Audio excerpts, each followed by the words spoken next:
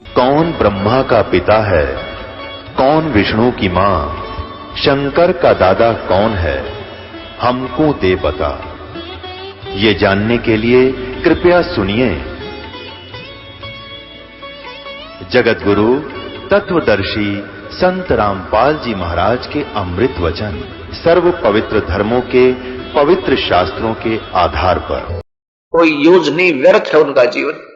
राम रटत दारिद्र भला, टूटी घर की छान, वो कंचन महल किस काम के जा, भक्ति नहीं भगवान। कितनी प्यारी तुलना की है परमेश्वर ने। अपनी महिमा आप पर गावें, आप पर दास बने, आप ही परमात्मा बने, आप ही भक्त और एक हंस का रोल करें, वो कबीर परमात्मा। अब फिर समय हमें मिला है वो परमात्मा की रजा से कि आप अपने पुण्य भी बढ़ा सकते हो, धर्म भी बढ़ा सकते हो, धार्मिक कर्म जैसे और भक्ति के कर्म भी आप बढ़ा सकते हो। अब जिन पुण्यात्माओं ने पीछे अच्छे धर्म किए हैं, ये 5 यज्ञ होती हैं। एक यज्ञ है धर्म की, दूसरी यज्ञ है ध्यान, तीसरी यज्ञ है ज्ञान की और चौथी यज्ञ प्रणाम ध्यान की। 5वीं यज्ञ है ज्ञान। एक यज्ञ धर्म की, दूसरी यज्ञ ध्यान, तीसरी यज्ञ हवन की, चौथी यज्ञ प्रणाम, 5वीं यज्ञ ज्ञान की। ज्ञान यज्ञ क्या होती है कि जैसे सत्संग सुनना, ये ज्ञान यज्ञ है। धार्मिक प्रमाणित धार्मिक शास्त्रों का पठन पाठन, ये ज्ञान यज्ञ होती है, ज्ञान यज्ञ है। सत्संग सुनना ये ज्ञान यज्ञ है। जिन जो पढ़ नहीं सकते वो सत्संग सुन लेते हैं, उनके लिए भी ज्ञान यज्ञ होती है। और दूसरी है धर्म यज्ञ। जैसे यहां पर अखंड पाठ होते हैं 3 दिन, जो अखंड पाठ कराते हैं, और साथ में जो अखंड पाठ नहीं करा पा रहे हैं, जैसे कोई जोत चढ़ा देता है, कोई 10 रुपए, 100 रुपए, 50 रुपए, जैसी भी जिसकी श्रद्धा आत्मा परमात्मा की तरफ से प्रेरणा से होता है, तो अब वो पुण्य उनके अब धर्म यज्ञ बन रही है। जैसे यहाँ 3 दिन भंडारा चलेगा, वैसे तो यहाँ दिन रात परमात्मा कबीर साहब का भंडारा चलता रहता है सभी दिनों में। तो इसमें जिसका भी जैसा पुण्य पैसा लगता है वो धर्म यज्ञ होती है। अखंड यज्ञ चलती रहती है परमात्मा की यहाँ पर, और विशेष यज्ञ ये 3 दिन में यह होती है। तो इनको जितना भी जो पुण्य इसमें सहयोग देता है, उसको उसी रेशों से उसका प्रारब्ध बनेगा, उसके संचित कर्मों में जुड़ जाएगा। अब हम आपको सत्संग देते हैं, संगत सत्संग देते हैं, बार बार यही सुनाते हैं, यही बताते हैं कि ये समय है धर्म के ऊपर, यानी अपने जितना पुण्य हो सके, जितने आपसे हो सके सेवा, कोई हाथ से, कोई तन से, कोई धन से, कोई मन से। अब शुभ अवसर है ये, कोई खेत मिल गया अपने को बीजने का, तो अब जो चूक जाएगा तो आगे फिर वो ऐसे ही ठीक है, भक्ति तो कर्म उसके अच्छे रहेंगे, और लेकिन धर्म पुण्य भी अच्छा कर जाओगे तो रोटी की समस्या हल हुई मिलेगी आपको। तो वो जिसकी रोटी की समस्या हल होगी तो वो और भक्ति अच्छी तरह कर सकता है। वैसे तो परमात्मा के दृष्टिकोण से हम चलें तो गरीब से गरीब भी कर सकता है, लेकिन अब ऐसी स्थिति आ चुकी है समाज की कि आधुनिक इन उपकरणों की आज दौड़ चल होगी। तो अब हमने उस परमपिता परमात्मा की शरण मिल गई कि उसकी शरण में आने से हमारे भाग्य से ज्यादा भी ये दे देगा, लेकिन हमने भी अपने तन मन धन से इसको समर्पण करना पड़ेगा। तो भाव मेरा ये कहने का है कि अब समय है जितना अपना भविष्य बनाना है। अगर पार नहीं हो पाए इस जन्म में, तो आपके जो भक्ति के कर्म है वो तो ज्यों के तो रह जाएंगे, और जो आपने ये 5 यज्ञ करोगे इसके आधार पर आगे आपका जेब खर्च नेक्स्ट जीवन में मिल जाएगा। और नहीं तो आपके, क्योंकि जैसे पुण्य कर्म तो बराबर हो गए दोनों, भक्ति कर्म तो दोनों के बराबर हो गए। और अब क्या होता है, जैसे आपने उपदेश ले लिया, आप परमात्मा के उसी कनेक्शन में फिर जुड़ गए, तो पड़ोसी ने टीवी ले लिया रंगीन, आपके बच्चे भी मुंह की तरफ देख रहे होते हैं, तो आपके भी मन में प्रेरणा आती है, और जब उपदेश ले लेते हो तो तुम परमात्मा से विशेष कसक से प्रेरणा करते हो। तो वो परमेश्वर, अगर आपने पुण्य किए होते, पहले धर्म किया होता, तो आपको वो सुविधाएं उपलब्ध वैसे कराता आपके उस धर्म वाले कर्मों से। और उसके बाद जो पुण्य कर्म आपके भक्ति के थे, जब आप विशेष कसक करोगे, क्योंकि ये परमात्मा पहले तो आपको देगा अपने को टेमत है, और फिर जब आप विशेष कसक से उस परमात्मा से फिर बार बार डिमांड करोगे और धर्म नहीं करोगे, तो फिर आपके भक्ति वाले जो नंबर हैं उनको, उनमें से आपको प्रारंभ कर देगा देना। अब हमने हर पहलू में बड़ा सावधान होकर चलना है कि मेरे प्रैक्टिकल के नंबर कितने होने चाहिए, थ्योरी के कितने रहने चाहिए, तो तब हम यहां पास होंगे।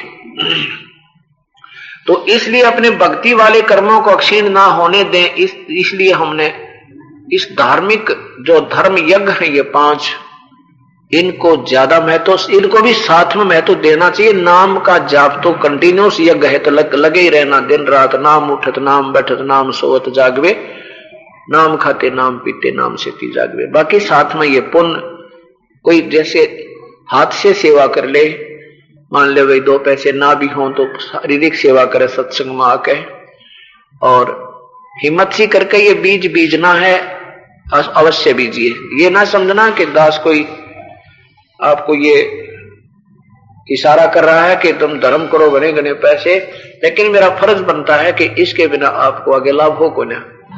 मैं मास्टर बना दिया परमात्मा ने स्मारक का, और मैं हर पहलू पर इशारा संकेत करूंगा। समझदार को संकेत ही बहुत होता है। तो ये धर्म आपने अवश्य करते रहना चाहिए। 1 वर्ष में 1 पाठ भी अगर आप नहीं करा पा रहे हो तो आप समझे नहीं स्मारक को। और जिनको 1 पाठ का भी सुअवसर, अभी 1 महीने, जिसने साल भर 2 वर्ष हो गए नाम लिए ना, जिसका साल में 1 पाठ का भी अभी तक नहीं बन पाया संयोग, तो उसकी कोई त्रुटि है, उसमें कोई त्रुटि है। या तो उसमें भक्तिहीनता है या उसके अंदर भावनाहीनता है, नहीं तो ऐसा नहीं हो सकता। ये दास देख रहा है कि जो अखंड पाठ कराते थे, केवल जब ज्यादा से ज्यादा 1100-1200 रुपए लगा करते थे जब प्रारंभ किया 1994 में, आज वो खुले पाठ करा रहे हैं। आज वो अखंड पाठ तो करवा ही रहे हैं, सालाना कई, और वो ओपन समागम भी करवाने लगे। कार और सब सुविधाएं परमात्मा ने उपलब्ध करवा दी। कहने का भाव ये है कि यहां आपको सब कुछ मिलेगा। जय तुझे राज्य पाठ कुछ चाहिए तो भी हमरा धर ले ध्यान, हम ही दे सकते हैं आपको ये सारी सुविधाएं भी। बाकी भगवान जैसे ब्रह्मा विष्णु महेश और श्री ये भगवान ब्रह्म पर ब्रह्म, ये केवल आपको कर्म का ही देंगे, जैसा आपका प्रारब्ध होगा, इससे कम बत्ती ये नहीं कर सकते। और ये परमात्मा कबीर साहब आपको कर्म से ज्यादा भी देगा। ये परमात्मा कबीर साहब चारों युगों में आते हैं। सतयुग में सत्सुकृत नाम से, त्रेता में मुनिंदर नाम से, द्वापर में करुणामय नाम से, कलयुग में ये कबीर नाम से आए थे।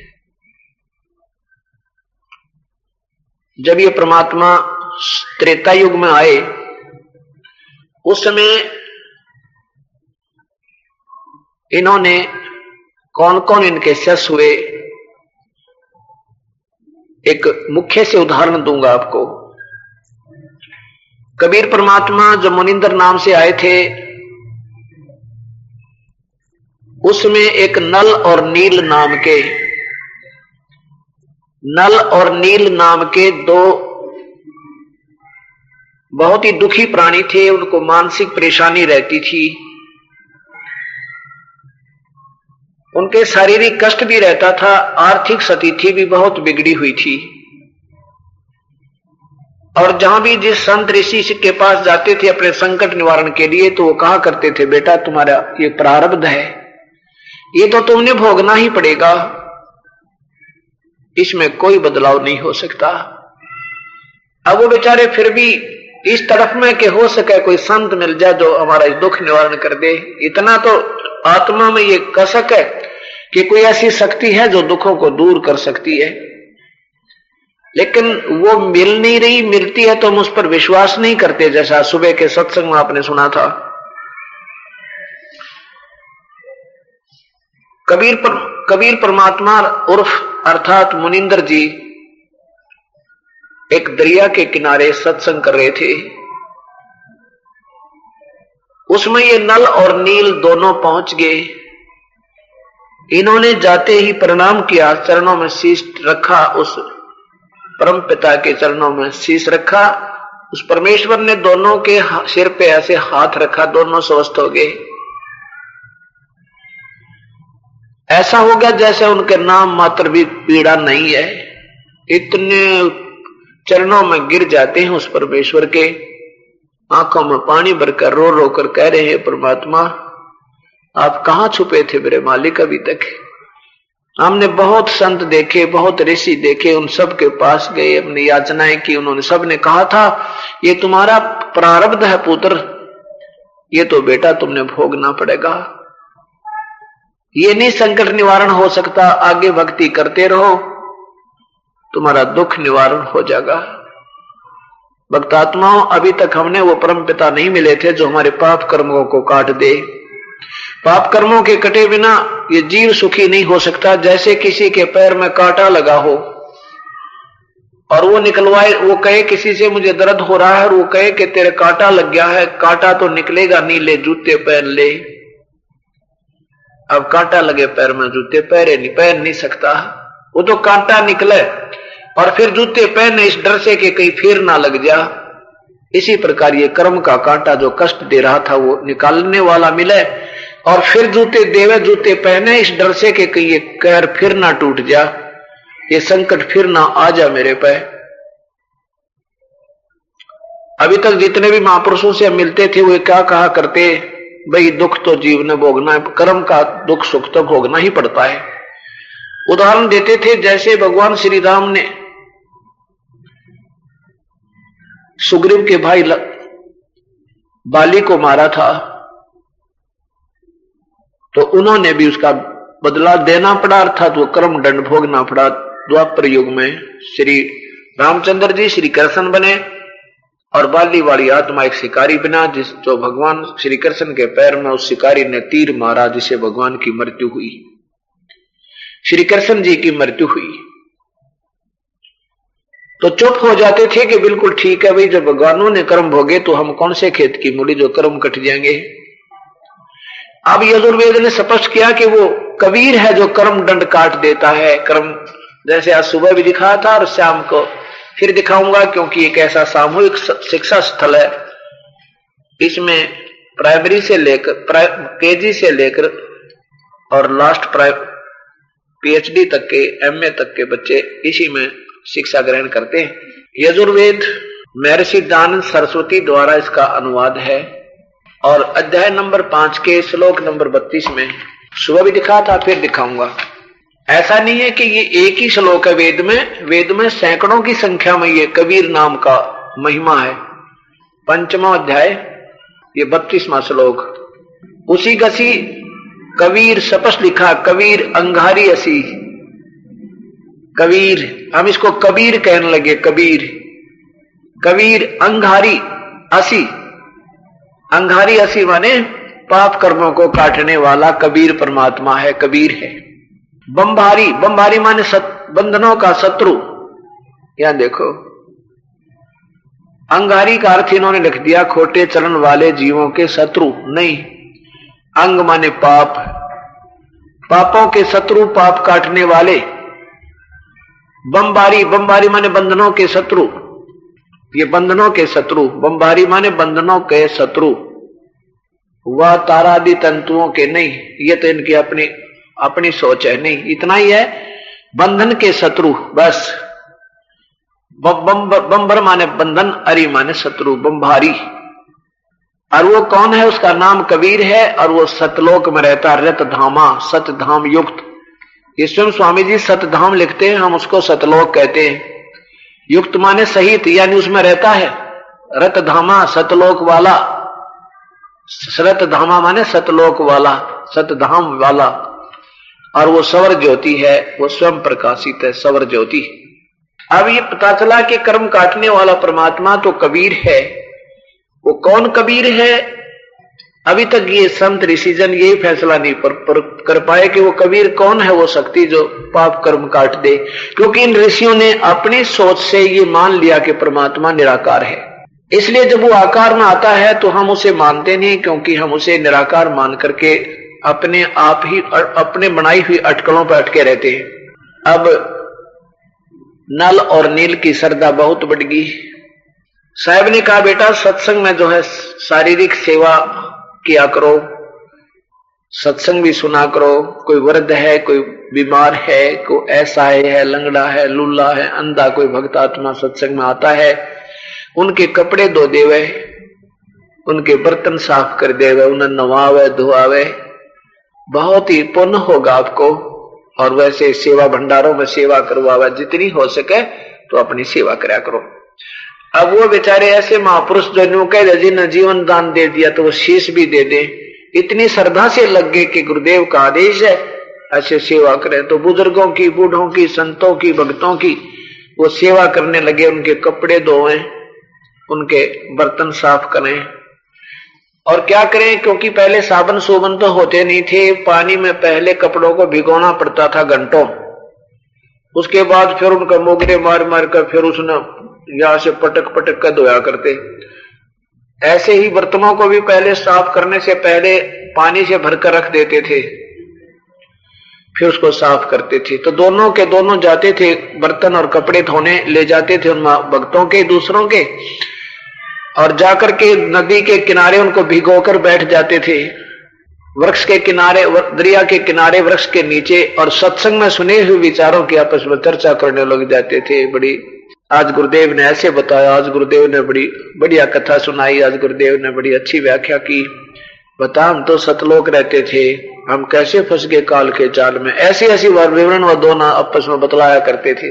इतने में कोई तो लोटा बह जाता, किसी की लंगोटी बह जाती, किसी की धोती खो जाती, किसी का कुर्ता बह जाता, किसी का गिलास, किसी के कटोरे, और बचे खुचों को वो धो धाकर जो वहां में मिल जाते उनको साफ करके ला कर रख देते, ले लो अपना अपना।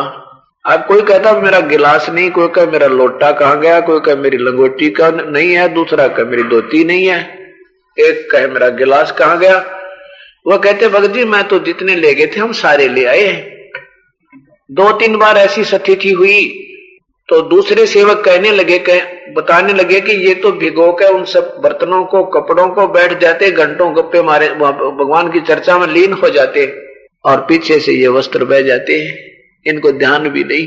तो उन्होंने हाथ जोड़ा, भाई तुम रहने दो, हमारी सेवा मत करो नलनील, हम तो दुखी गने हो गए, बता रोजाना कहां से धोती लावे, कहां से लोटे मांगे, बताओ अब तक गने कष्ट हो गया, रहने दो हमारी सेवा मत करो। ऐसा वो कहते तो दोनों रोने लग जाते थे, हाथ जोड़ने लग जाते थे, हमारी सेवा ना छीनो, हम सेवा करेंगे, अब के ध्यान रखेंगे।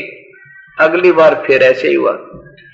तो उन भक्तों ने सोचा, संतों ने, कि भाई क्यों बेचारे दुखी किए, इनकी आत्मा दुख पावे, संत भक्त है, हम मना करते हैं तो ये मानते नहीं, और इनके बस से बाहर की बात है, क्योंकि इनका मन दिमाग भी थोड़ा दिमाग मोटे से हो गया, और ये श्रद्धा तो बहुत है इनकी।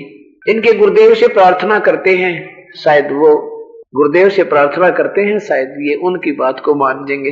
तो गुरुदेव के सामने उन भक्त संतों ने प्रार्थना की कि हे रिसीवर, आपके शिष्य जो हैं वैसे तो बड़े श्रद्धालु हैं, लेकिन हमारे लिए सिरदर्द बन गए, मना करते हैं सेवा से तो ये रोने लग जाते हैं, और हमारे किसी का लोटा नहीं मिलता, किसी का गिलास गुम हो जाता है, पानी में बह जाते हैं, ये मस्त होकर प्रभु चर्चा में लीन रहते हैं, इनको ध्यान भी नहीं होता कि कहाँ कौन किसका के गुम हो गया।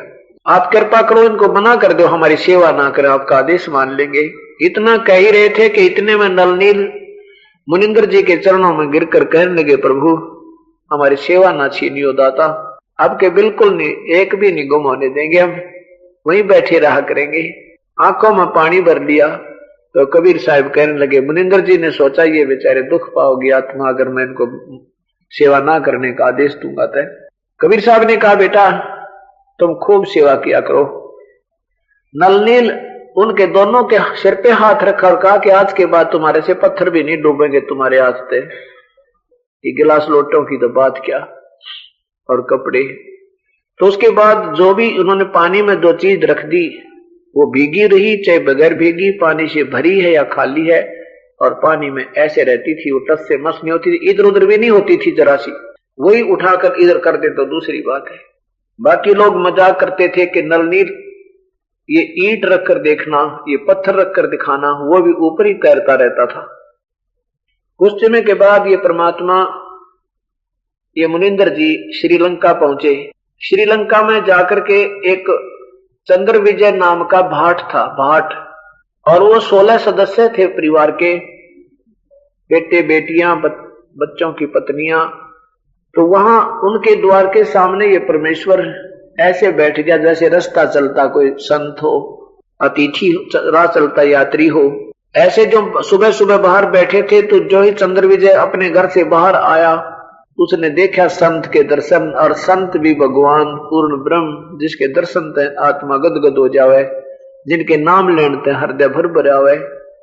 और जिस परमेश्वर के उन दर्शन हुए उस प्यारी आत्मा ने सुबह सुबह, उसको कितना अच्छा लगा होगा ये वही जाने।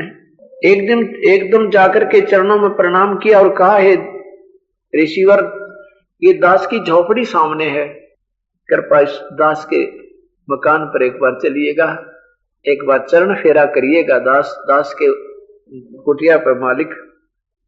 कबीर साहब ने कहा, बच्चा बैठ जा, मैं दो बात करूंगा तेरे ते। कहा जी बताओ।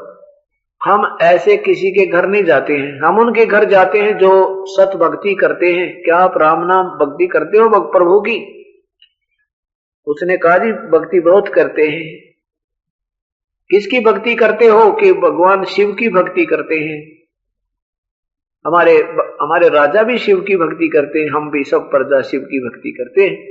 कबीर साहब ने कहा कि बेटा, शिव जो है ये, इनकी भक्ति से आपकी जन्म मृत्यु कर्म दंड ये नहीं मिट सकता, लेकिन इनकी भक्ति जैसी करोगे उतना फल आपको जरूर दे देंगे। और ये अक्षीणिक लाभ होगा, यहाँ कुछ सुख आपको यहाँ पृथ्वी लोक में, थोड़ा सा स्वर्ग लोक में, फिर नरक में, फिर 84 लाख योनियों में। ये प्रक्रिया नहीं समाप्त हो सकती। एक परमात्मा और है, काफी कुछ उसने समझाई, बहुत कुछ कथा बताई, वेदों का प्रमाण दिया। उसमें वेदों के बहुत वेदों को महत्व दिया जाता था। न गीता जी थी उसमें, न ये 18 पुराण थी, केवल वेद ही थे। इन महापुरुषों ने, रावण भी ब्राह्मण था, विद्वान पुरुष थे, लेकिन वेद नहीं समझ में आए इनके। और रावण का दोष नहीं, उनको गुरु गलत मिल गए। उस गुरुदेव ने बता दिया, बेटा ये शिव जो है ये सर्वशक्तिमान है, क्योंकि वेदों में जो शिव अर्थ है वो पूर्ण परमात्मा का नाम यानी उपमात्मक नाम है। भगवान शिव, त्रिलोकीय शिव तो केवल संहार करता है, व्यक्तियों को, जीवों को मारता है। और वो परमात्मा शिव जिसका वास्तविक नाम है वो हमारे पाप कर्मों का शिव, उनका कल नाश करने वाला शंकर, और हमारे इन काम क्रोध मोह लोभ अहंकार को खत्म करने वाला शिव। इस कारण से वो शिव कहलाता है। वो मनुष्य मारने के कारण शिव नहीं है, लेकिन उस वेदों में लिखे उस परमात्मा के उपमात्मक नाम के कारण यहाँ के नाम रख लिए इस काल ने अपने बेटों के। जैसे आजकल भगवान श्री कृष्ण की महिमा देख करके गांव गांव में, नगर नगर में कृष्ण नाम बहुत ज्यादा रखे गए, लेकिन वो कृष्ण वो नहीं है जिसने कंस मारा था, जिसने श्री कृष्ण नहीं है वो आज वाले कृष्ण। तो इसी प्रकार वो वास्तविक भगवान जो वेद में है वो कबीर परमात्मा की तरफ से संकेत है। और ये केवल इस त्रिलोकीय शिव को ही सुप्रीम पावर मानकर इनकी भक्ति करते रहे। ओम नमः शिवाय का जाप करते रहे। ऐसे शिव, ओम नमः शिवाय का जाप करके भगवान शिव, तमोगुण शिव को इष्ट रूप में मानकर, और इतना सैक्रिफाइस कर दिया रावण ने कि यहां से गर्दन काट कर, यहां से धड़ काट कर दोनों हाथ और सिर चढ़ा दिया भगवान के चरणों में। और ऐसा ये कर सकते हैं, उनको वापस बख्श दिया। 10 बार रावण ने सैक्रिफाइस किया, 10 बार ही उसको वापस समर्पण दे दिया। और फिर जब श्री राम ने उसके 10 सिर भी काट दिए थे, 10 के 10 फिर दोबारा दे दिए। इतना ये भगवान कर सकते हैं, लेकिन जन्म मृत्यु और मन में कुमत, ये कुबद, ये भगवान नहीं निकाल सकते। तो चंद्र विजय का ये बात काफी समझ में आ गई और कहने लगा, भगवान आप कैसे दर्शन दोगे दास के घर पे? कि बेटा पहले मेरा उपदेशी हो, मैं तुझे सत भक्ति बताऊंगा और वेदों अनुसार बताऊंगा। अभी तो वेदों के विरुद्ध साधना कर रहे हो, जो आदेश प्रभु का तोड़ रहे हो। भगवान शिव कभी नहीं कहते मेरी पूजा करो, ये तो स्वयं उपासक हैं उस परम पिता के, जैसी उन्हें साधना प्राप्त है। कहने का भाव है कि चंद्र विजय भाट ने स्वीकार कर लिया परमात्मा, जैसे आप कहोगे मंजूर है दास को। साहब ने उपदेश दिया, फिर उनके घर गए, सारे परिवार को समझाना चाहा, लेकिन उस समय तो वो माने नहीं कि नहीं शिव को कैसे छोड़े, हमारा राजा भी तो भक्ति करता है। उनको पता लग गया नाराज हो जाएगा हमारे से। कबीर साहब बोले देखो भक्ति मार्ग में किसी राजा और रंग का कोई दबाव नहीं होना चाहिए। हम अपना कल्याण के लिए हम स्वयं जिम्मेवार हैं, उस राजा से हमारा क्या लिंक है। 2 रोटी हम मजदूरी करते हैं तो रोटी देता है। तो इस बात का समझ में आ गई उसके। चंद्र विजय को तो बहुत अच्छी तरह समझ में आ गई, परिवार ने माना नहीं। तो फिर चंद्र विजय ने रोजाना वो कथाएं सुनाई, सारे परिवार को समझाया, तो सब पूरे परिवार को यह बात समझ में आ गई कि अब के गुरुदेव आएंगे तो हम उपदेश ले लेंगे। दूसरी बार वो मुनिंदर जी अर्थात कबीर साहब वहां पहुंचे तो पूरे के पूरे 16 के 15 और सदस्यों ने नाम ले लिया। 16 के 16 उपदेशी हो गए परम पिता के। अब वो चंद्र विजय भाट जो था वो रावण राजा के दरबार में जाता था, उसको अच्छे ही उनकी महिमा के पुल बनाया करते थे, उनकी महिमा गाते रहते थे, तो राजा लोग प्रसन्न होकर उनको कुछ अन्न कनक दे देते थे। ऐसे ही उसकी पत्नी चंद्र विजय की पत्नी करमवती वो जाती थी रानी मंदोदरी के पास, उनको भी वो ऐसे अच्छे बुरे चुटकुले कहानी कूनी सुनाकर उसकी रिक्रिएशन कराया करती थी, इंटरटेनमेंट कराया करती थी, मनोरंजन कराती थी, ऐसे बूंदी अच्छी बातें चलाकर उन्हें हंसाती थी। और जब से सुनी उस परमेश्वर की ये सत्य कथा, अमर कथा, उसके बाद वो मंदोदरी को ये परम पिता की बताई हुई ये सत्य कथा बताने लगी, सतलोक की कहानी सुनाने लगी। मंदोदरी कहने लगी करमवती तो पहले वाली नहीं रही, अब तेरे मतलब भूस भरा था ये सारा, तो आज इतनी बढ़िया बढ़िया बातें कहां से ले आई। तब वो हंसने लगी, रानी हमारे घर पर हमारे गुरुदेव आते हैं, वो हमें सुनाते हैं, हफ्ता हफ्ता रुक कर जाते हैं हमारे पास। अब मंदोदरी ने वो बातें बहुत अच्छी लगे हैं, आनंद आ, क्योंकि आत्मा की खुराक है यार, ये आत्मा की वास्तविक खुराक है जो आज आपको प्राप्त हो रही है, जिसके कारण दास ने 3-3 साढ़े 3-3 घंटे सत्संग करके देख लिया कंटिन्यूस। किसी भक्त आत्मा, प्यारी आत्मा जो भक्ति के अधिकारी है, उनकी पलक भी नीचे को नहीं होती। ये रजा है मालिक की आपके ऊपर। अब मंदोदरी को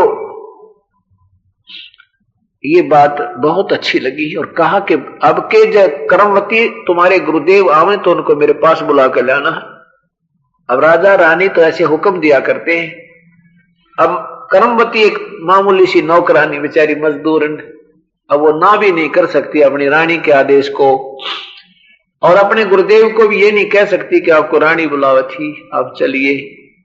तो उसने सीधे बड़े विनम्र भाव से कहा कि जैसा आपका हुक्म महारानी सिरोधार्य है, लेकिन सुना कहते हैं कि संतों को बुलाना नहीं चाहिए, और मान लीजिए वो आ भी जाएंगे और हमारे ऊपर रजा नहीं बख्शेंगे तो उनका आना भी व्यर्थ होगा। संतों के पास स्वयं ही जाना श्रेयकर होता है। मंदोदरी बड़ी पुण्य आत्मा थी, पिछले संस्कार अच्छे थे, अभिमान नहीं था उसमें। तो उसने कहा क्या देखा, सबकी दृष्टि गई तो वो कबीर परमात्मा मुनिंदर साहेब आते नजर आ रहे हैं, उन्हीं की तरफ आ रहे हैं। नल नील ने कहा कि मेरे गुरुदेव आ गए, मेरे गुरुदेव आ गए, अब तो कहना ही क्या है, तो सब कुछ ठीक हो जाएगा। वो देखो सामने आ गए, सबकी दृष्टि गई तो वो परम पिता आने लग रहे हैं।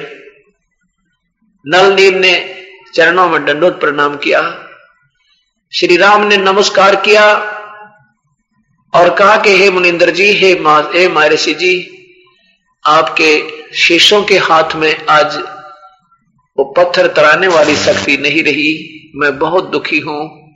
तो मुनिंदर जी ने कहा कि अब इनके हाथों में वो शक्ति रहेगी ही नहीं, इन्होंने गलती करती, अभिमानी बन गए। अहंकार अभिमान से भगवान सैकड़ों कोस रहता है। अभिमान जिसमें अहम जरा सा भी आ गया, चाहे किसी धर्म धन का आ जाए, चाहे उसके पुण्य का आ जावे, चाहे पद का आ जावे, चाहे किसी संतान का चाहे राज का। जिस दिन अहम प्राणी में आ गया भगवान 100 कोस खड़ा हो जाएगा उस पर, चाहे कितना दान कर रखा हो, चाहे कितनी भक्ति कर रखी हो, चाहे कितना भी कुछ कर रखा हो उसने। तो यहां कबीर परमात्मा कहते हैं कि जैसे माता गर्भ को रख यतन बना और ठेस लगे तो क्षीण हो जाती, ऐसे भक्ति जा कि हमने नाम लेने के बाद इतना सावधान होना चाहिए जैसे किसी बहन को विवाह के कई वर्षों बाद गर्भ रहा हो और फिर वह रातों दुखी हुआ करे, चिंतित होती रहती है, बड़ी सेफ्टी रखती है, बड़ी केयर करती है।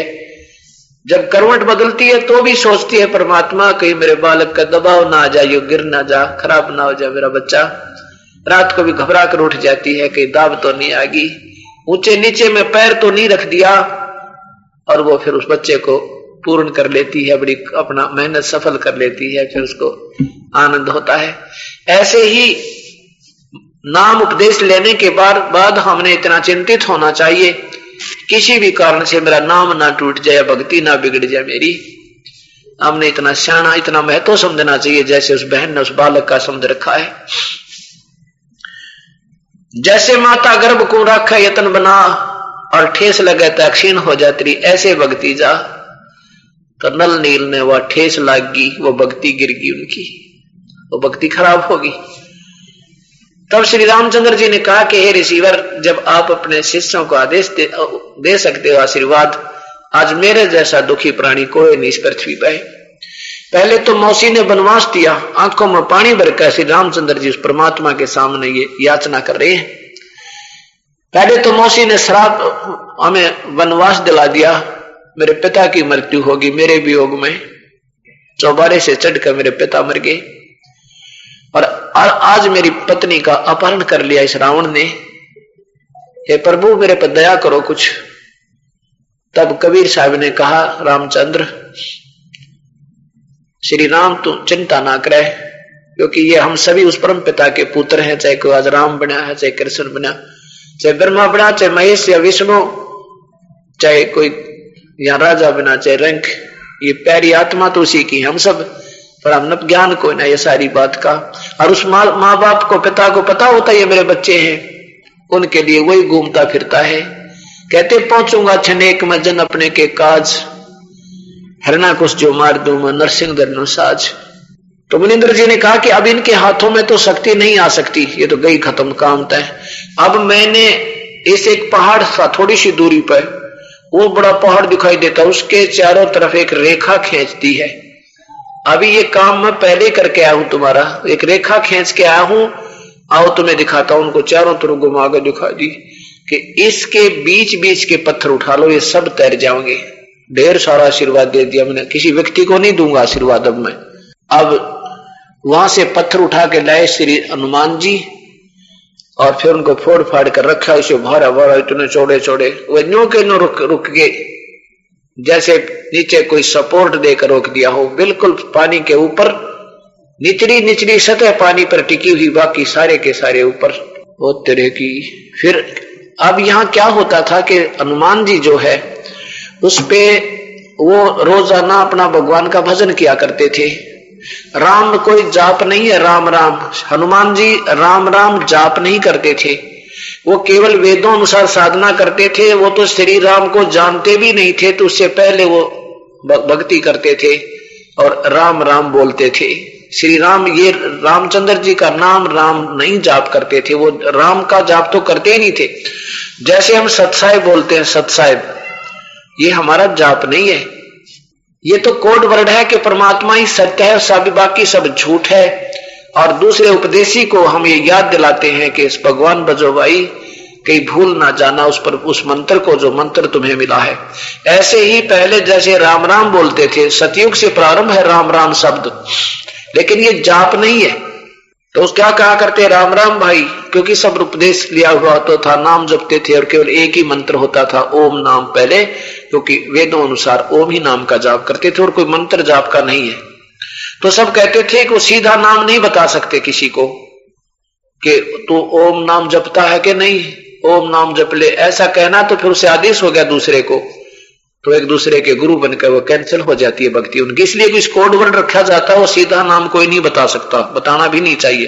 तो क्या करते थे, एक दूसरे को याद दिलाते रहते थे, संकेत दिया करते थे, वे को भूल जा तो उसको राम राम बोल देना, और उसका संकेत होगा कि तुम भजन कर रहा है कि नहीं कर रहा, जो मंत्र मिला तुझे, तो वो फिर कहेगा हाँ राम राम राम। वो समझ जाता, नहीं कर रहा तो शुरू कर देगा, और कर रहा है तो कहता राम राम राम राम, कर रहा हूं। ऐसे ही तो श्री हनुमान जी जो है उस पत्थर को उठाकर लाते हैं, पत्थरों को, और उस पर राम लिख लेते हैं, वहां से लिख कर चलते हैं, उस पहाड़ से उठा के उसके ऊपर राम, ताकि मैंने वहां तक याद रहे, मैं मंत्र करता जाऊं और ये सेवा भी करूं। नाम उठत नाम बैठत नाम सोत जागबे, नाम खाते नाम पीते नाम से तिलागबे। तो ऐसे भक्ति करनी होती है। तो ये नादान संत बताया करते, कभी तक कहते बोला हनुमान जी ने राम का नाम लिख दिया इसलिए पत्थर तिर गए। तरह के राम जी से तिरे नहीं, इस राम का नाम लिखने से तिर गए। हनुमान वही खड़ा था, फिर नलनील की जरूरत कहां पड़ी। फिर वो नलनील जो है ये थोड़े शिल्पकार भी थे, उन्होंने पत्थरों को तराश तरुश के एक दूसरे में से फंसा फंसू कर और वो सेट भी करे थे, लेकिन उस समय उनकी भक्ति खत्म हो चुकी थी। वो शिल्पकारी और परमात्मा का आशीर्वाद से वो पुल बंधा, और हनुमान जी केवल इसलिए राम नाम लिखा करते थे कि मेरे को मंत्र याद रहे। फिर वहां से लिखकर फिर चल पड़ते थे, धुन में रहते थे, सारा दिन मेहनत भी करते थे और अपना नाम भी जपते थे। और ये तरीका प्रभु पाने का, चाहे ब्रह्म की साधना करो, चाहे कृष्ण जी की, चाहे श्री राम की, और चाहे परब्रह्म की, चाहे पूर्ण ब्रह्म की, चाहे ब्रह्म की, तो ये नाम की कमाई से होगा। और बाकी जो तरीके, बाकी जो क्रियाएं हैं वो सब शास्त्र विरुद्ध हैं। तो तब वो पुल बना। रहे नल नील यतन कर हार, तब सतगुरु से करी पुकार। रहे नल आर तब सतगुरु से करी पुकार। जा सतरे खाल की अपार, सिंधु पर चलाते रहने वाले। जा सत अपार सिंधु पे सिलाती रहने वाले। धन धन सतगुरु सत कबीर, भक्त की भक्त की पीर मिटाने वाले। भक्त की वाले धन धन सतगुरु सत कबीर, भक्त की साथ है। उसके बाद वो पुल बना। 12 वर्ष तक रावण और राम का युद्ध रहा। श्री रामचंद्र जी से रावण नहीं मरा।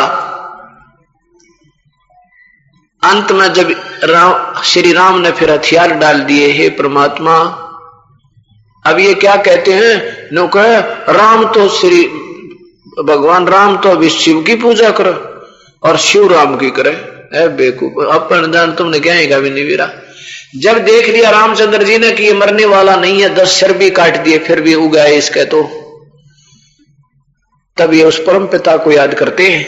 जब आत्मा से रोते हैं, जब अपना हांगा हार जा, अपने हांगे ते अपनी शक्ति से जब ये थक लेता है प्राणी, तब सच्ची आत्मा तो रोता है। और आत्मा का आधार वो परमेश्वर कबीर साहब है, वो उसी समय आकर उसको शांति देता है। और लेकिन कहते हैं गरीबदास साहब दुख दे धड़े, वो परमात्मा उस धड़े में, उस साइड में होता है, उस पक्ष में होता है जो न्याय का होता है। अब वहां रावण ने जबरदस्ती कर रखी थी और हाथ जोड़ लिए थे, कई बार संदेश वाहक भेज लिए थे, शांति दूत भेज लिए थे, और सीता वापस नहीं कर रहा था। स्वयं भगवान भी जाकर के कह आए थे कबीर परमात्मा, तो वो महान दोषी हो चुका था उस समय। नहीं तो रावण का भी निरादोष नहीं था, क्योंकि लक्ष्मण ने उसकी बहन की नाक काट दी थी। फिर रावण डबल दोषी हो गया कि भगवान की वचन भी नहीं माना और 20 बार प्रार्थना भी कर ली, भाई गलती होगी तो माफ कर दे।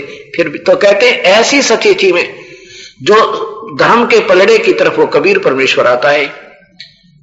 और रावण थक लिया था। विभीषण ने यह भी बता दिया था इसकी नाभि में अमृत से, अब नाभि में भी तीर वो रावण नहीं लगने देता, क्योंकि वो बराबर का योद्धा था।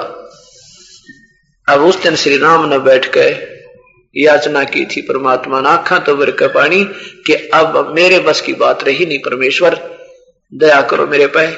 तब वो परमेश्वर अगले दिन उसको हिम्मत दी, शक्ति दी और खड़े कर दिया आमने सामने। अब बाण चला रहा राम, दिखा राम, लेकिन खड़े परमात्मा उस बाण को ठोक रहे हैं। उस कबीर परमेश्वर ने उसकी तीर में, अब तीर का तो नाम था, वो तो एक सेकंड में बटन दाब दे सबके। तो कहने का भाव ये है, कबीर परमात्मा कहते हैं, अरना कुछ उधर उदारिया मैं, जो जन पहुंचूंगा क्षण एक में, जन अपने के हेत, अरना कुछ उधर विदारिया, रावण मारा खेत। अब देखो, अभी तक न्यू सुना करते हैं, क्योंकि अब आप जो है ना सियाने हो जाओगे थोड़े से दिन में।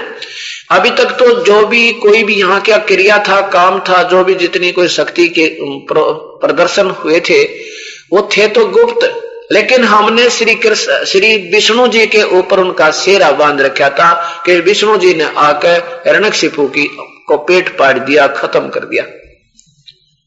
ऐसा अब धीरे धीरे आपके समझ में आओगी। गीता जी के 15वें अध्याय का 16 और 17 श्लोक पढ़ लो एक बार, ये पीएचडी हो जाएगी आपकी। इससे समझ में आएगा कि ये कौन है वो करने वाला सारे खेल। अब देखिएगा पवित्र गीता जी 15वें अध्याय का 16 और 17 श्लोक, गीता प्रेस गोरखपुर से प्रकाशित, अध्याय नंबर 15। इसका अर्थ बनता है इस 15वें, ये 16वां श्लोक नीचे देखिएगा, द्वौ इमौ पुरुषौ लोके, इस संसार, इस पृथ्वी वाले लोक में दो भगवान है, क्षर च अक्षर है। ये क्षर च अक्षर है, ये क्षर पुरुष तो ये ब्रह्म है, अक्षर पुरुष ये परब्रह्म है। स्थर पुरुष के इस ब्रह्म के 21 ब्रह्मांड है, अक्षर पुरुष के 7 संख्य ब्रह्मांड है। ये तो नाशवान है, ये कुछ अविनाशी माना जाता है। पर ब्रह्म तो नाशवान है, क्षर पुरुष नाशवान भगवान, और अक्षर पुरुष ये अविनाशी भगवान, अविनाशी कहलाते, कुछ अविनाशी, इसकी तुलना में अविनाशी। जैसे और इसी प्रकार इन दोनों के लोकों में यही स्थिति प्राणियों की है। जो स्थूल शरीर है वो तो नाशवान है और जीवात्मा अविनाशी है। क्या अर्थ हुआ इसका? कि जैसे क्या बताना चाहा इसमें, कि जैसे एक तो चीनी का कप हो, एक मिट्टी का कप होता, चीनी का कप, जो ये मालूम होता आपको कि हाथ से छूट गया तो पड़ते फूटे टूट जाएगा। वो तो समझो काल ब्रह्म के लोक और उसके जीव, उसकी और उसके अंतर्गत प्राणी देवों की, महादेवों की शरीर की स्थिति, इनके लोकों की और उनके शरीर की स्थिति ऐसे समझो कि क्षर पुरुष ये ब्रह्म तो समझो इतना नाशवान, जैसे चीनी का कप, सफेद मिट्टी का कप होता है, चमकीला अच्छा होता है, और अपना शरीर हमारे जैसों का शरीर समझो इसी लोक में जैसे मिट्टी के बने हुए दोने कसोरे होया करें। हम इतने कमजोर, और ये हमारे से इतने स्थायी है ब्रह्मा विष्णु महेश, और ये ब्रह्म क्षर पुरुष जैसे चीनी के कप, मिट्टी के कप चीनी के होते, ये तो समझो क्षर पुरुष पड़ते टूटे। ऐसा स्थिति है इस नाशवान भगवान ब्रह्म की, और परब्रह्म अविनाशी है। इसकी तुलना में जैसे स्टील का कप हो, अब वो ऐसे गिरते नहीं टूटे, और काफी देर तक चलो, लेकिन है नाशवान, फिर भी उसकी तुलना में स्थायी लिख दिया। स्थायी है लेकिन वास्तव में स्थायी यानी अविनाशी नहीं है। उसको भी जर लगेगा पर समय बहुत लगेगा और मिट्टी हो जाएगा, लेकिन सोने को जंग नहीं लगता। ऐसे पूर्ण परमात्मा सतपुरुष कबीर परमेश्वर तो अविनाशी है, वो कभी विनाश में नहीं आता, और ये क्षर पुरुष और अक्षर पुरुष ये दोनों नाश में आ जाते हैं, पर थोड़ा सा समय ज्यादा लगता। तो इसमें ये बताना चाहे कि वो पूर्ण परमात्मा तो इन दोनों से भी है, जिसको अविनाशी कहते हैं, इन दोनों से भिन्न है, वो अलग है कोई। अभी आपने 15वां अध्याय का 16वां श्लोक, ये सरलार्थ भी पढ़ो इन महापुरुषों का। इन्होंने थोड़ा सा असमंजस में कर लिया क्योंकि इनको ज्ञान नहीं था इस सच्चाई का। ये वही 15वां श्लोक, 16वां श्लोक 15वें अध्याय का गीता जी का। इस संसार में नाशवान और विनाशी भी ये दो प्रकार के पुरुष यानी भगवान हैं।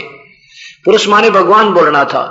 संपूर्ण भूत प्राणियों के संपूर्ण प्राणियों के शरीर नाशवान है और जीवात्मा अविनाशी कहा जाता है।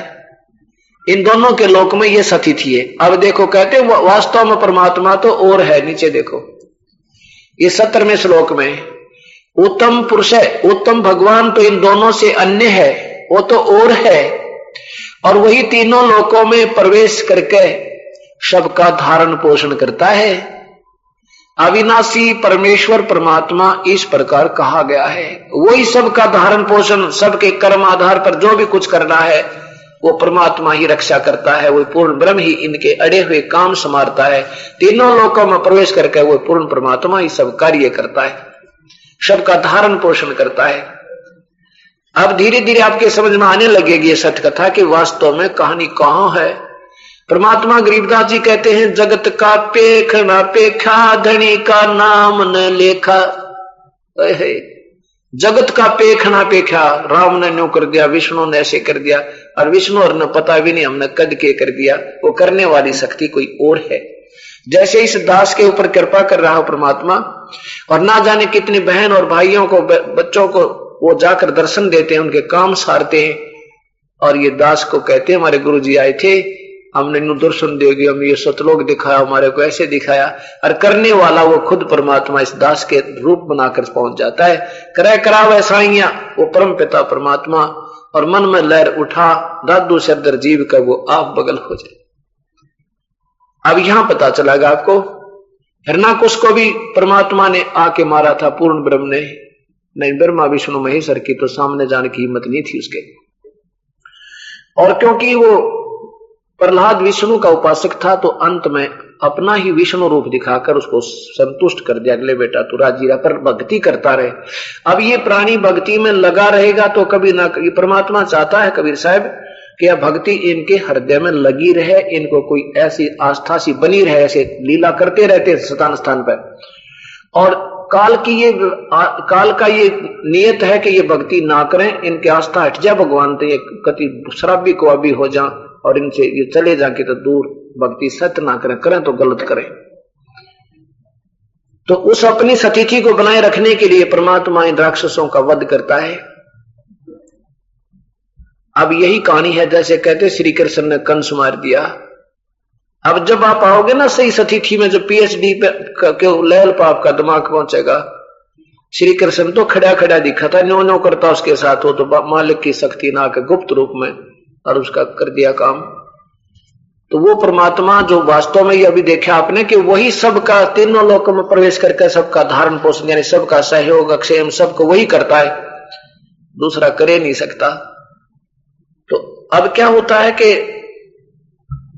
श्री रामचंद्र जी और उनकी पूरी सेना नागों ने, सर्पों ने चारों तरफ से बांध ली। एक एक व्यक्ति को ऐसे बांध दिया जैसे उनके हाथ नहीं हिल रहे थे, और सारी सेना खड़ी जैसे पूरी खड़ी हुआ करें ईख की, जैसे खंबे खड़े हैं विवश होकर के।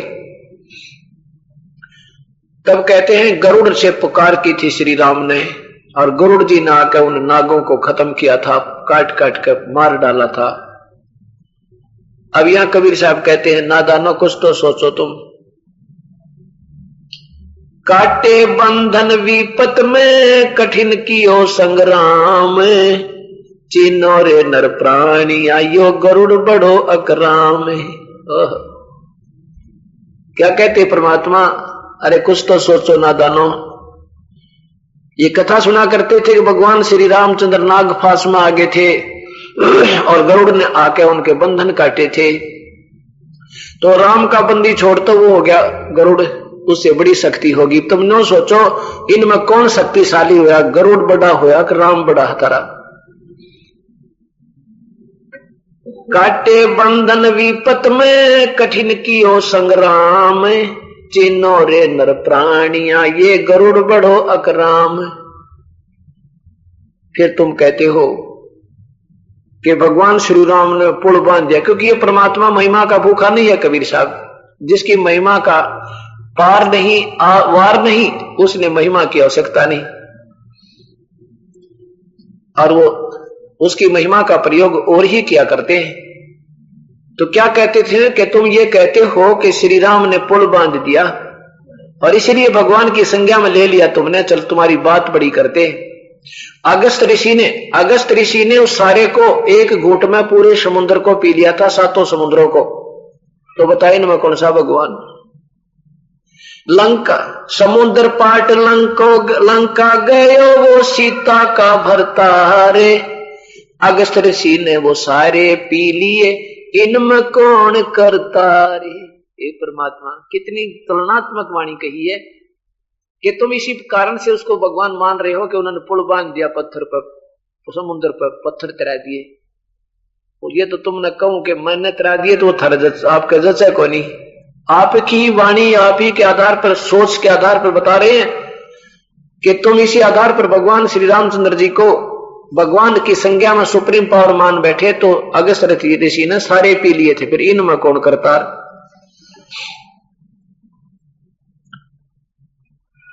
अब कबीर परमात्मा की महिमा आपकी समझ में जब आ जाएगी ना, ओए होए परमात्मा, रात में बैठकर रोना पड़ा कर कई बात है परमात्मा, देख हम कि किसको के समझे बैठे, किसको क्या मान बैठे थे। अब देखो परमात्मा कहते हैं, जय तुझे राजपाट कुछ चाहिए तो मेरा धर ले ध्यान। जिस लंका के लिए रावण ने सिर भी काट लिया था और सब कुछ यत्न कर लिए थे, उस लंका को रावण नहीं रख सका। और विभीषण जो परम पिता का सीधा साधा एक मंत्र का उपासक था, उस सच्चे नाम का उपासक था और सत भक्ति का उपासक था, प्रभु की कृपा का पात्र बन गया कबीर साहब का, विभीषण को वो राज भी दे दिया।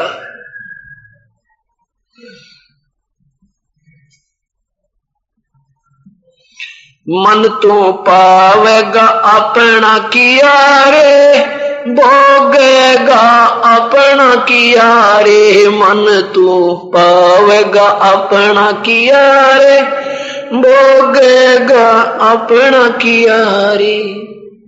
क्या बताते हैं कि सब कहते हैं कर्म प्रधान है, कर्म प्रधान है, काम तो करना ही पड़ेगा, भक्ति तो करनी पड़ेगी। तो भक्ति हम क्यों ना उस परमेश्वर की करें जिस तरह हमारे सारे काम सरे, हम उस कर्म को क्यों न करें जिसका किया हमने अच्छा भोगने को मिलेगा। क्या बताते हैं, 10 मस्तक रावण के काटे, विभीषण को राज दिया रे। रावण के तो 10 मस्तक कटे, जो शिव का पुजारी था तमोगुण का, और उस सतपुरुष के उपासक विभीषण को राज मिला। वो लंका भी उसने बाद में बड़े ठाठ से धर्म का राज किया, बचे कुचे, क्यों राक्षसों का तो नाश हो गया था। और फिर उस प्यारी आत्मा ने वो राज भी किया और बिल्कुल धार्मिकता के आधार पर वो ऐसे अपना जीवन भी सफल किया, भक्ति की भी की। दोनों मंदोदरी और विभीषण ने परमपिता की भक्ति की। फिर उसके बाद तकरीबन लंका में पुण्य आत्मा जो बाकी बच गई थी, उन्होंने फिर उस परम पिता के आदेश से सदभक्ति की। तो क्योंकि बहुत लंबा समय हो जाता है, फिर उसमें कहते हैं संगत माए को संगत उपजा, जैसे बन में बांस, आपा घिस घिस के आग लगा दें, करें बनखंड का भी नाश। अब ये सदभक्ति प्रारंभ हुई है, 100-200 वर्ष के बाद इसमें भी बिजली गिर जाएगी, मनमुखी लोग हो जाएंगे, आप गुरु बन बैठेंगे, इधर उधर की अटकड़े लगाओगे, आप अपनी कथा सुनाने लग जाएंगे, तो वो इस सारे भक्ति मार्ग का विनाश कर देते हैं। जो भी मजहब, जो भी धर्म पवित्र मार्ग प्रारंभ हुआ था, वो बड़े ही प्यार से और बिल्कुल बुराई रहित था। अब आने वाले समय में मनमुखी लोगों ने हिंदू धर्म में कुरीतियां फैला दी, सिख धर्म में फैला दी, और मुसलमान धर्म में और ईसाई धर्म में सबको बिल्कुल पशुओं से भी बदतर जीवन करा दिया। मांस खावें, शराब पीवें, हुक्के पाड़े, अंडे खावें, ये कोई भक्तों के लक्षण और धार्मिक लोगों के काम होते हैं? कभी नहीं। तो इस प्रकार परमपिता परमात्मा पूर्ण ब्रह्म कबीर साहब की शरण आपको मिली है। धन आपके माता पिता और धन आपकी करनी। अब इसको चूकना नहीं है, चाहे कोई कुछ भी कहे, चाहे कोई आपको ये महसूस हो। कई बार क्या होता है कि इस परमात्मा की शरण में आने के बाद भी अगर हमें कोई थोड़ा बहुत हानि होती है तो ये सोच लेना कि जुल्म होना था, ये थोड़ी मटलगी। संत शरण में आनते आई टले बला, और जय मस्तक में सूड़ी होवा काटे में टल जा। कैसे? एक मंत्री और एक राजा एक ही गुरु के शिष्य थे, उस परम पिता के। क्योंकि ये कबीर साहब ना जाने नाना रूपों में आते हैं, और कभी ना कभी सदियों प्रांत ये अपनी लीला करते रहते हैं। उस समय जो उनकी शरण में आ जाते हैं उनको सत्ज्ञान और भक्ति देते हैं, और जो उनके वचनों पर विश्वास कर लेते हैं, परमात्मा की वाणी पे, तो वो सफल होते हैं। अब उस मंत्री को तो बड़ा विश्वास था कि गुरुदेव जो कह रहे हैं बिल्कुल सत्य है, और राजा को विश्वास ये तो था, भक्ति तो थी उसमें कसम, पर नो विश्वास ना था जितना उस मंत्री को था। अब जैसे कबीर साहब कहते हैं, गरीबदास जी कबीर साहब की प्यारी आत्मा कहते हैं कि क्या हुआ हरि नाम से जब मन में नहीं विश्वास। तुम भक्ति भी करते हो और अपने भगवान पर विश्वास नहीं है तो वह भक्ति व्यर्थ है तुम्हारी। कैसे? एक दो साधक थे, एक तो 40 वर्ष से साधना कर रहा था, दाढ़ी बढ़ा रखी, पलक भी बढ़ रही उसकी, और दिन रात तपस्या साधना करता। एक 4 वर्ष से साधना पर लगा था। कहते हैं नारद जी आते थे, दोनों के पास बैठा करते थे। एक वो थोड़े फैसले पर थे आपस में, वो 1-2 किलोमीटर की दूरी पर अपने साधना कर रहे थे। नारद जी जाते थे पहले उस बड़े के जो 40 वर्ष से बैठा था उसके पास घंटों बैठते थे, ईश्वर की चर्चा करते थे, और फिर उस दूसरे के पास जाते थे जो 4 वर्ष से साधना कर रहा था। एक दिन नारद जी ने भगवान विष्णु से कहा कि हे भगवान, पृथ्वी लोक पर आपके 2 ऐसे हंस बैठे हैं, आपके बिना उनको कुछ दिखाई नहीं देता, केवल आप ही की चर्चा करते हैं, दूसरी बात नहीं करते, बड़े महान भक्त हैं आपके। विष्णु जी ने कहा नहीं भाई, दोनों भक्त नहीं है, भक्त तो एक है उनमें। तो नारद जी बोले हाँ ये भी हो सकता है, क्योंकि वो है ना जो 40 वर्ष से बैठा। कबीर साहब विष्णु जी बोले नहीं, जो 4 वर्ष से भक्ति कर रहा है। नारद जी उनके मुंह की तरफ देखे, वो 4 वर्ष वाला और 40 वर्ष वाला तो बहुत ही नेक है, बड़ा विनम्र है, और भगवान की चर्चा 40 वर्ष से कर, और भगवान कहते हैं सेवक भगत नहीं है। तो भगवान विष्णु समझ गए कि नारद जी के समझ माई नहीं कहानी। विष्णु जी कहने लगे क्यों नारद जी, मेरी बात पर कोई आपत्ति आपको? अगर नहीं जी आपत्ति तो नहीं हो सकती, आपकी बात पे आपत्ति हो सके, लेकिन मेरी बुद्धि छोटी है और स्वीकार ना करती कि आप कह रहे हो 40 साल वाला भगत को नहीं। विष्णु जी बोले अच्छा एक काम करता है, आज आप देर से जाना उनसे मिलने, और जब आपसे देरी का कारण पूछे तो ऐसे ऐसे बताना, और फिर वो क्या उत्तर दे वो मुझे बताना। अच्छा जी। वो जाता था 11 बजे तो पहुंचा 4 बजे। अब पहले के पास पहुंचा जो 40 वर्ष से साधक बैठा था। उसने पूछा नारद जी आज तो बहुत देर कर दी, मैं तो आपकी बाट जो रहा था, मेरी तांखें फट गई आपको देखते देखते, ईश्वर की चर्चा करते थे, बड़ा आनंद आता था, आप नहीं आते ना जिस दिन, बस मेरे तो बेचैनी हो जाती है। नारद जी कहने लगे जी क्या बताऊं, आज तो एक ऐसी अनहोनी देखी। क्या देखा? इसलिए देर होगी मुझे। क्या देखा कि भगवान विष्णु जी ने ये कहा था कि आज 2 बजे सुई की नोक में से हाथी निकालूंगा। तो भाई मैं उसने देखने के लिए रुक गया। तो क्या बोला, क्या किया फिर भगवान ने कि हाथी निकाल दिया सुई की नोक में विष्णु जी ने। वो 40 साल वाला कहता है नारद जी क्यों दौड़ी झूठ बोलो, क्यों सफेद झूठ बोल रहे हो, ये कभी हो सके हाथी निकल सके सुई की नोक में से? आप इतने समझदार दिखाई देते थे, मैं तो आपको महर्षि मानता था, आप तो बेतुकी बातें कर रहे हो। नारद जी ने सोचा भगवान ठीक कह के तो नरा डांगर है, 40 साल से बैठा और भगवान कुछ कर नहीं सकता, तू क्यों गोडे रगड़ रहा फिर यहां बैठ के? चल पड़ा वहां से नारायण नारायण करता है। तो सचमुच ही मूर्ख बैठा है, क्या आएगा भगत।